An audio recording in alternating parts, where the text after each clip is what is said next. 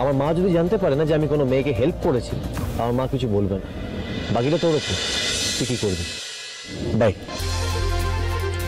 আরে এই শহুরে বাবুটাকে আমি সত্যি ভুলটো বুঝেছিলাম।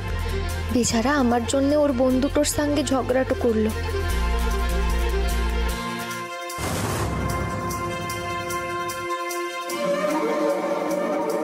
এইবার কি বলবি রুক্মিণী? এখনো বলবি কৃষ তোকে ভালোবাসে? আরে যদি ও তোকে ভালোবাসতো এইভাবে একা তোকে ছেড়ে রেখে চলে যেতে পারতো না রে, বিশ্বাস কর। আজ নিজের চোখটা একটু খোল প্লিজ, একটু একটু বোঝ। ছাড় কৃষকে, ছাড় রুক্মিণী। চুপ, একদম চুপ প্রীতম। এরকম কথার ভুল করেও কখনো মুখে আনবি না। কৃষ আমার, শুধু আমার।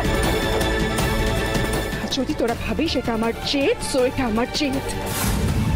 কারণ রুক্মিণী একবার যে জিনিসের ওপর হাত রাখে সেটা অন্য কারুর হয় না, রুক্মিণীরই হয়। You get that?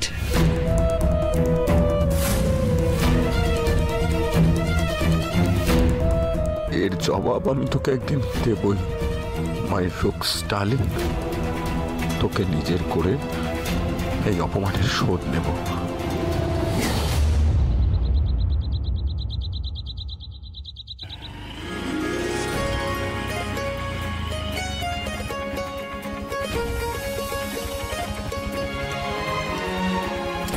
নামো। এই যে এটাই সেই জায়গা যেখানে তুমি আসতে চাইছিলে। আপনারা যে কিটো বলে ধন্যবাদ তো দেব আমি সত্যি জানি লাইগো শহুরে বাবু। জানো যখন দিতে হবে না, কোনো অসুবিধা নেই। কিন্তু তুমি এখানে কেন এলে? তোমার চেনাশোনা কেউ থাকে নাকি? না না, সে এখানে তো একটা গান। না না, ওনারা এসব তো বললে উনি যদি আমাকে একা না ছাড়তে চান তাহলে তো এত কষ্ট করে যে এখানটাতে এলাম সেটাই তো হবে তাই। হ্যাঁ গো শহুরে বাবু, সে এখানে আমার একটা চেনা লোকটা আছে বটে, তার বাড়িতেই উঠবো আমি।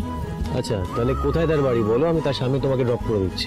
হ্যাঁ না না, সেসব আপনাকে করতে তো হবে লাই। এমনি আমার জন্য আপনি অনেক কিছুটা করেছেন।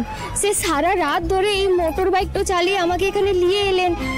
তারপর আপনার বন্ধুদের সঙ্গে আপনার কত ঝগড়াটো হয়ে গেল, না জানি ওরা কতটা রাগ করে আছে আপনার ওপরে।